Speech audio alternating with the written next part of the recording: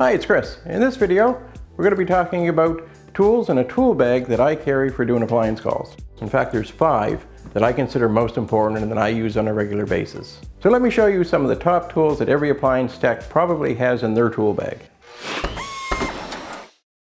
As an appliance technician, in my tool bag I have a lot of tools. A lot of them are basic hand tools that you probably have at home. Screwdrivers, wrenches, pliers. But there's 5 key items I keep in my tool bag that I consider essential for doing appliance calls.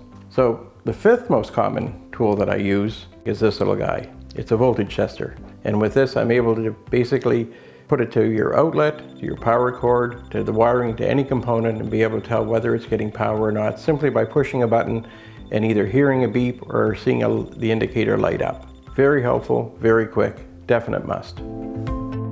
So my 4th handiest tool that I keep in my tool bag are these pliers. And everybody says, well, everybody's got pliers, what's the big deal? The big deal with these are, when you look at the plier up close, you'll see that it's got a hole on this end and a hole on the side.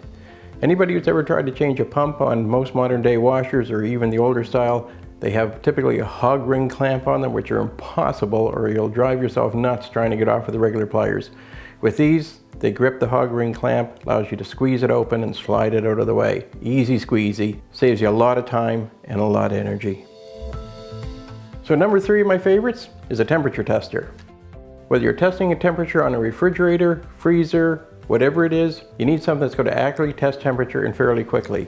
I can basically open your fridge door, take a pull on your temperature. It's going to tell me exactly what the product temperature is, not the air temperature. Because what you're concerned about is whether your milk is cold enough, not what the air around it is. So this is extremely handy and very efficient. My number 2 favorite, and shouldn't be a surprise, a hammer. Not just any hammer, a very special hammer, because it's short.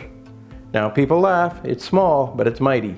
The beauty of this hammer is for those tight areas that you typically find if you need to remove the inner basket out of a washer.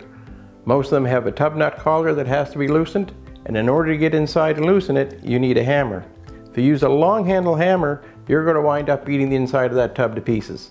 And that's just going to cost somebody a whole lot more money. So with a short hammer with a heavy weight, you're able to get in there and hit that tub nut and get that loose without causing any damage. So if you're a firm believer in if you can't fit it, hit it, this is the tool for you.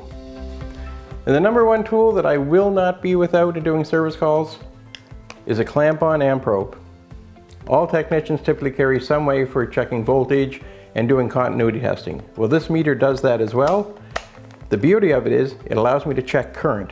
So I can tell how much energy your appliance is pulling, either by component or the entire product. And the beauty of it is I don't have to take off wires and hold things in weird ways. I just clip it around the wire, and it's going to tell me how much current is being pulled through that wire, so I can quickly and accurately diagnose the component.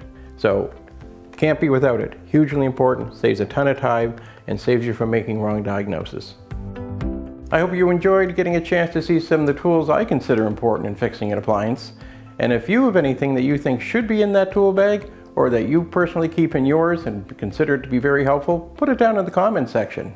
And hey, don't forget to subscribe. And while you're at it, swing on over to Fix.com and check out our blog.